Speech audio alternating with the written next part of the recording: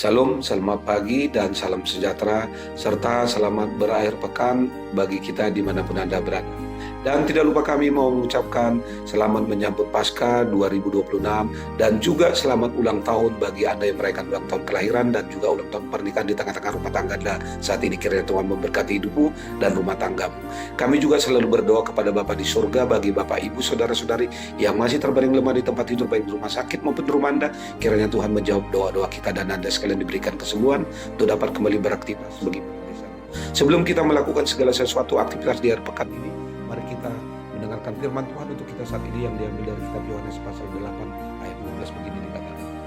Yesus berkata lagi kepada mereka, "Akulah terang dunia. Siapa yang mengikut aku, ia tidak akan berjalan dalam kegelapan, melainkan ia akan mempunyai terang kehidupan." Demikian firman Tuhan. Saudara, dalam dunia ini terang adalah sumber kehidupan yang sangat dibutuhkan setiap orang. Bila kembali kepada masa penciptaan, sebelum mencipta segala sesuatu, Tuhan memulainya dengan menciptakan terang. Itu sebabnya mustahil bagi manusia hidup tanpa terang. Yesus pernah berkata bahwa ia adalah terang dunia. Perkataan ini ia ucapkan ketika ahli Taurat dan orang-orang Farisi membawa kepadanya seorang perempuan yang kedapatan berzina dan mereka ingin menghakimi perempuan itu. Namun jawaban Yesus membuat mereka tak dapat menghukum perempuan itu. Lalu Yesus pun menyuruh perempuan itu pergi dan memintanya jangan berbuat dosa lagi mulai saat itu. Sesudah itulah Yesus menyatakan dirinya dengan berkata, "Akulah terang dunia," sebagaimana yang dikatakan di dalam firman Tuhan saat ini. Saudara, dunia yang kita tinggal ini gelap dengan segala kecemaran dosa.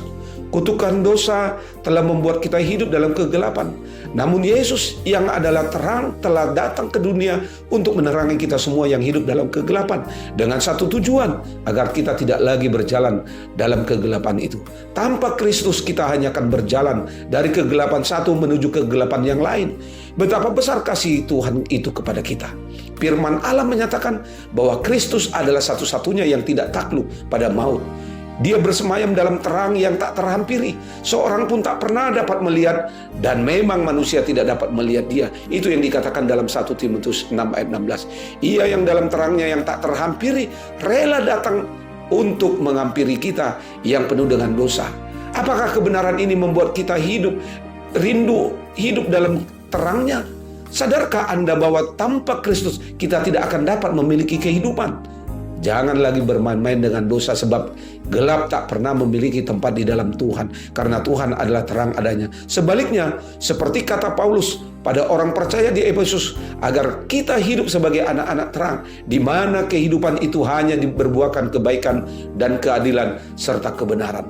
Orang yang telah menerima Kristus dan berjalan dalam terang, hidupnya menuju pada kebahagiaan dan selalu bersyukur.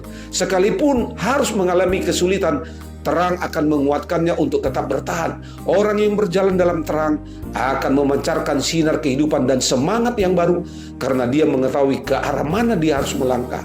Terimalah terang itu dan hiduplah dalam terang Yesus Kristus, karena di dalam Yesus tidak ada kegelapan. Selamat menyambut Paskah dan Tuhan Yesus memberkati. Shalom.